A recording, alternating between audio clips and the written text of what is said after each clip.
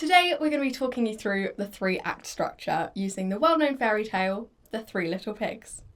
If you don't know the story of the Three Little Pigs, it is as follows. So it follows 3 little brother pigs set out on an adventure to build their own homes.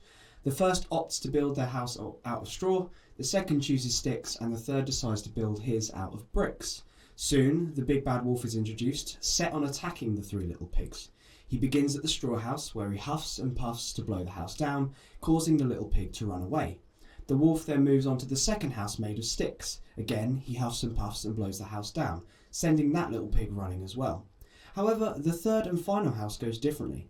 The big bad wolf huffs and puffs to try and blow the house down, but to no avail, as this house is made out of bricks and is far too strong.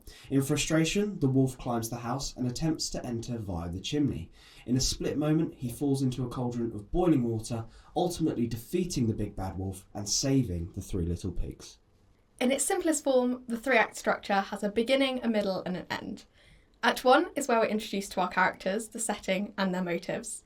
Then we have the inciting incident, a major event that propels the story forward and should have an impact on your main character, setting them on their journey. In Act 2, this is where our rising action takes place, pushing the plot along, building tension and keeping your audience invested. Then something will happen to help a story reach its climax, the highest point of tension and where everything comes together. Act 3 contains our falling action, shifting the story towards a resolution and a new equilibrium. Our story should conclude with no questions left unanswered and our characters having transformed in some way.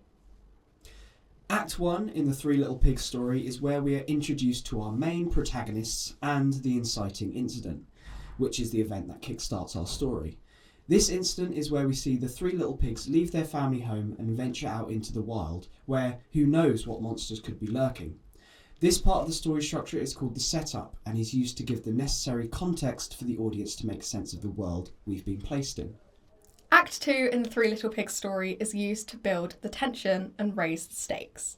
With each pig building their own house, we then follow the big bad wolf. With the straw house, the jeopardy is high. We fear for the first little pig.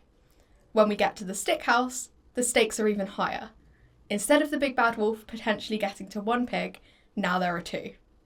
Then we get to the brick house. This is where the climax of our story is, and the tension and jeopardy is at its highest, with all 3 little pigs at risk.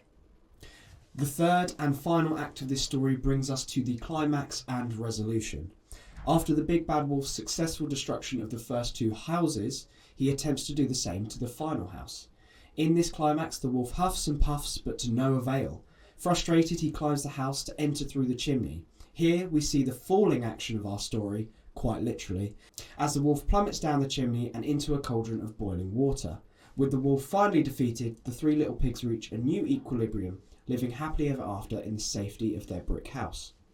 To summarise, it's key that not only do you set up your story and conclude your story, but your second act contains forward momentum, continually pushing your story forwards towards its climax, building the tension and raising the stakes, ensuring your audience stays invested until the very end.